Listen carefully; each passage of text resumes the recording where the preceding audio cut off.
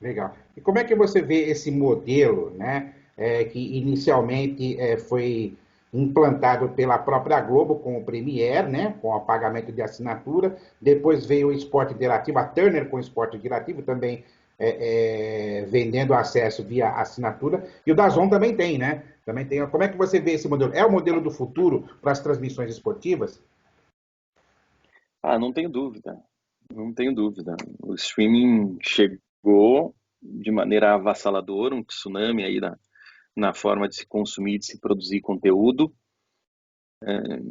Chegou até mais rapidamente do que os especialistas imaginavam. Hoje as pessoas já têm esse hábito, já entendem como é que é e já assimilaram. Daí a pessoa, é caro pagar R$ 19 por uma assinatura do DAZN, depois eu vou ter que pagar mais 29 pelo Netflix, depois eu vou ter que pagar mais não sei quanto para ter um canal de notícia. Se tiver 4 aplicativos, um de notícia, um de filme, 2 de esporte, vai gastar R$ 100 por mês. Mais uma internet rápida, 50, 150. Está pagando menos do que se paga por uma TV a cabo para ter 200 canais, que tu vai consumir desses 200 canais 5 ou 6. A verdade é É, essa. A gente tem uma TV a cabo com 200 canais em que a gente consome de conteúdo ali 5, quando muito tem criança em casa, 10, não mais do que isso. E está pagando por 200, então 190 não está usando. Quer dizer, o teu investimento ele é muito mais direcionado, a tecnologia está proporcionando isso. Hoje a gente aluga um carro por horas que a gente usa. sem Né? Antes dúvida. a gente alugava um carro por 24 horas e a gente iria usar o carro 8 horas. Tem gente fazendo seguro de carro justamente para o dia que pega o carro. Ele vai lá, aciona o seguro, saiu de casa, andou de carro, fechou o carro na garagem da casa dele, desacionou o seguro, não está pagando mais. Tem gente que faz plano de saúde voltado só para problema cardíaco, sabe? A tecnologia proporcionou isso. Tu vai pagar por aquilo que tu realmente consome. Então, é inevitável. E chegou de uma maneira muito mais rápida do que os especialistas imaginavam, e esse é o caminho para sustentar e alimentar essa indústria do futebol. Legal. E falando de futebol, entrando na reta final da nossa conversa, vamos falar sobre Campeonato Brasileiro, né? Campeonato Brasileiro envolvido aí muita polêmica por conta da pandemia do coronavírus, né? Tem os defensores de que o brasileiro deveria sequer ter começado, né? Tem os defensores de que o Brasil já tem condições de tocar campeonatos como acontece na Europa, né? E aí você tem um índice elevadíssimo de contaminação de jogadores, né? Aconteceu já logo de cara aí no jogo São Paulo e Goiás, né? Onde o Goiás teve que montar um catado de última hora e depois acabou entrando na justiça e acabou suspendendo a partida, né? Aí, do outro lado, nós tivemos o caso do CSA, que também teve um monte de jogador contaminado e ele foi obrigado a jogar com catado, né? E aí depois o Goiás de novo teve que jogar com catado contra o Palmeiras, porque os jogadores que já estavam contaminados tiveram que cumprir o isolamento, né, obrigatório aí pela contaminação pelo coronavírus. Como é que você vê esse imbróglio todo envolvendo o Campeonato Brasileiro, André?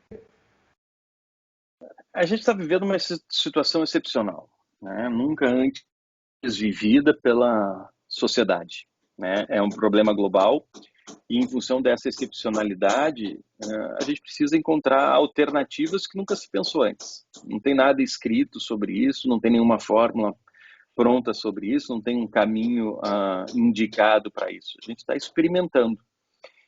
E nessa hora a gente precisa ouvir justamente as autoridades competentes. Eu sou super a favor de especialistas. Se é para falar sobre comunicação, que se procure alguém da área de comunicação. Se o assunto é jurídico, que se procure um advogado especializado naquele assunto. Se o assunto é médico, que se procure médicos. Se é um problema de saúde pública, que se procure as autoridades sanitárias, que estudam, que pesquisam. A OMS tem que ser ouvida, obviamente. Mas a gente precisa também entender, e eu não sou nenhum nem outro, eu estou no meio do caminho. Eu não sou nem daqueles que acham que o futebol não devia voltar, nem daqueles que têm que voltar a qualquer custo e a qualquer preço.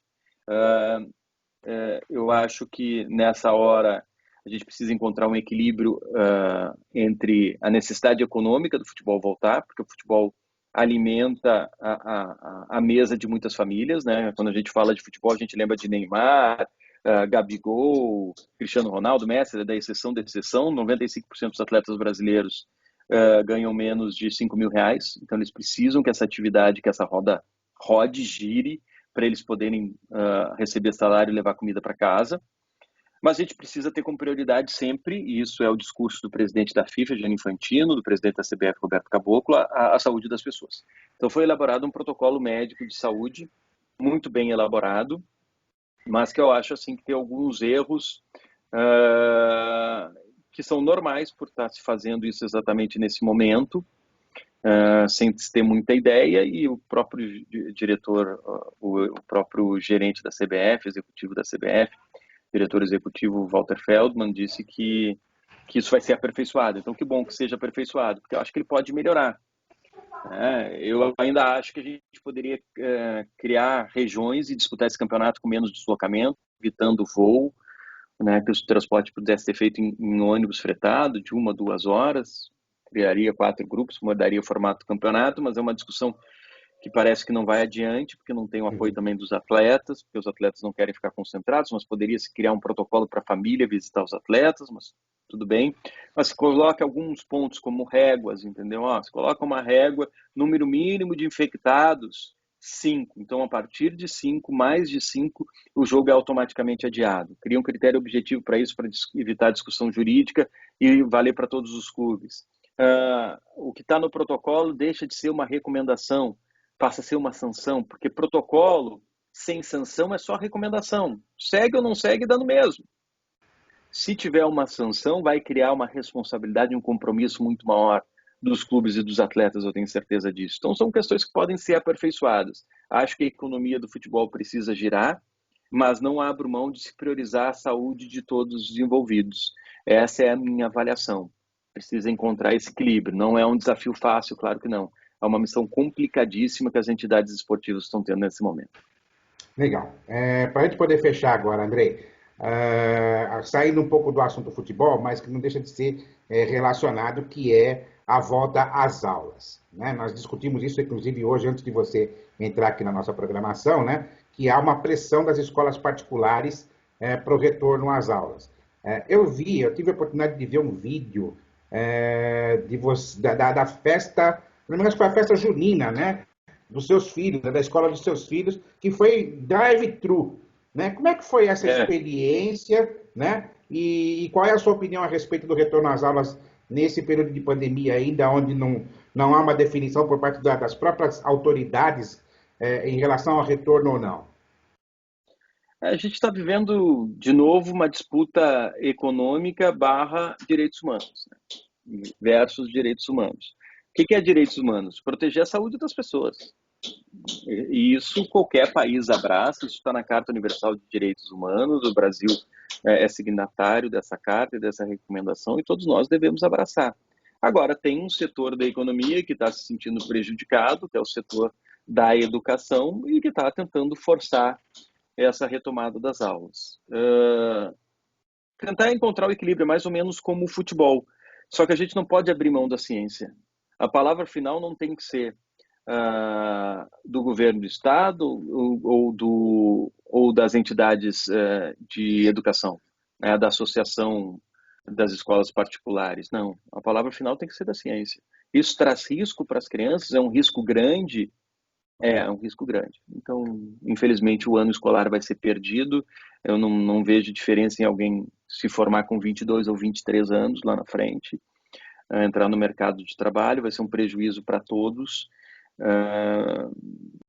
Mas é isso, sabe? Nessa hora, a prioridade tem que ser a saúde. Se não for seguro e as autoridades de saúde disserem que não é o momento, as escolas vão ter que entender e vão ter que adiar essa volta, não para setembro, para outubro ou para o ano que vem, né? Porque voltar em dezembro também não faz sentido.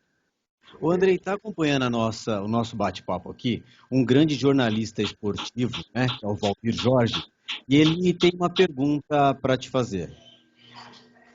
Salve, salve, Andrei, bom dia, tudo bom? Então, rapaz, como ex-repórter esportivo, a gente está sempre na atividade, mas, enfim, fora do meio momentaneamente. Eu gostaria de fazer uma pergunta, amigo. É o seguinte, por que ultimamente a gente vê nas reportagens, eu não sei se as assessorias de imprensa não permitem, porque até 2010, quando eu estava na reportagem, a gente já estava tendo uma dificuldade. Não fala com o jogador que a gente pretende, é só o que eles mandam, enfim. Por que não há um questionamento por parte dos colegas com relação ao tanto que esses caras ganham e o quase nada que produzem? Porque eu não vejo essa cobrança. Às vezes um cara faz, sabe, não tem aquela cobrança que a gente tinha nos anos 80, de o cara que não ganhava tanto quanto hoje, mas ele era mais cobrado, claro que educadamente, de uma maneira mais tranquila. Agora, hoje parece que não se pode falar nada. Numa coletiva, o cara dá uma resposta atravessada, o repórter já perde a vez, vai para outro e ninguém repercute. Ou é impressão minha ou a coisa está muito chata para se trabalhar? Oi, Jorge, prazer falar contigo. Eu acho que os clubes estão se blindando, né? Estão se protegendo. Isso já acontecia na Europa. Eu me lembro de eu viajar para lá em 2008, 2009, e já era coletiva de imprensa, não era entrevista todos os dias, cada vez mais limitando o acesso da imprensa aos treinos. E eu disse, olha, isso vai chegar no Brasil, e chegou no Brasil. Né, com a empresa podendo entrar 2, 3 vezes nos treinos durante a semana, com a entrevista coletiva sendo limitada, e isso vai inibindo esse trabalho jornalístico. O que não pode acontecer é das pessoas se acomodarem com isso, do jornalista se acomodar com isso. Né? O jornalista ele tem que ser um inconformado, eternamente inconformado. Ele tem que ir atrás da notícia, ele tem que repercutir, não é a crítica pela crítica com relação ao atleta, mas tentar entender por que o desempenho dele está abaixo daquilo que ele já jogou. Existe uma explicação para isso, e mostrar números, e mostrar, olha, ano passado ele teve um desempenho assim assado, ele participava do jogo dessa forma, esse ano ele não está participando, olha como ele toca menos na bola, olha como ele conclui menos, olha como ele é menos acionado, olha quantas vezes ele já foi substituído, ano passado ele não foi. Fazer esse levantamento e depois gerar uma reflexão sobre o desempenho de determinado atleta. A gente não pode se acomodar, receber uma entrevista de um clube, que é uma entrevista oficial, né, o que eu sempre digo, o canal de clube jamais vai ser fonte de informação, única fonte de informação para atleta, porque ele só vai dar, ela é uma assessoria de imprensa, muito mais do que um veículo de comunicação, ele só vai dar aquela versão que o clube quer, não vai ser a apuração dos fatos que o jornalista pode trazer. Então, pegar uma entrevista que a assessoria do clube mandou, botar no ar e paguei o Palmeiras, paguei o Corinthians, paguei o São Paulo, pronto, dei a informação. Não é. Ele tem que trabalhar e tem que suar. Esse exercício muito fácil, muito simples, não é papel de jornalista, não. E foi a E olha época que interessante isso. setorista de clube, né? Era bom demais quando você falava com o repórter direto do clube e coisa e tal. Hoje tudo pela internet, pega a coletiva daqui, pega a sonora do outro de lá, perdeu um pouco a graça, viu? Essa cobertura do futebol, o jornalismo no modo geral, né? Estar presente no dia a dia do clube era fantástico e isso já não tem acontecido mais como era antigamente. Verdade, está completamente diferente essa relação que o jornalista tem com o clube e com os atletas. E olha, eu estava revendo um grande jogo do futebol brasileiro, do Campeonato Brasileiro, a semifinal do Brasileiro de 81, entre São Paulo e Botafogo, né? Como realmente mudou essa coisa, né? No jogo mostrou, na ocasião, o primeiro gol do São Paulo foi um gol de pênalti do Serginho Chulapa, né? E aí o Serginho, ele se dirigiu para pegar a bola dentro do gol, foi disputar a bola com o goleiro Paulo Sérgio do Botafogo na época, né? Inclusive havia uma reclamação dos jogadores do Botafogo que o Serginho tinha chutado o Paulo Sérgio, e aí simplesmente o repórter entrou em campo, entrou dentro do campo e foi entrevistar o Paulo Sérgio para saber se ele estava machucado mesmo, né? Coisa que já faz alguns anos não é permitido, né, André? Mudou completamente, o acesso é muito mais limitado. Claro que o Charu está falando de um tempo que eu também vivi, que a gente terminava o treino, o técnico apitava, a gente entrava no campo e chamava o jogador, Vanderlei, vem cá que eu quero conversar contigo sobre o que aconteceu ontem. Então era bacana que a gente ligava a TV, normalmente no dia seguinte, né, porque a informação era assim, chegava no jornal do dia seguinte, a rádio estava lá ao vivo, mas a televisão sempre apresentava uma novidade. Então a gente ligava o noticiário do meio-dia, tinha 3, 4 emissoras que faziam matéria, cobriam os clubes, e daí cada um tinha uma matéria diferente. Daí a gente via quem tem um assunto mais interessante, porque um entrevistou o D'Alessandro, o outro entrevistou o Vitor Cuesta, o outro entrevistou sei lá, o Marcelo Lomba, goleiro do Inter. Quem traz a história mais legal? Quem tem a manchete mais forte? Hoje não, se a gente for pegar e abrir qualquer veículo de comunicação, todos têm a mesma manchete, porque todos ouviram a mesma entrevista e normalmente conversaram com as mesmas pessoas, né? Eventualmente tem um furo ou não. Então mudou completamente.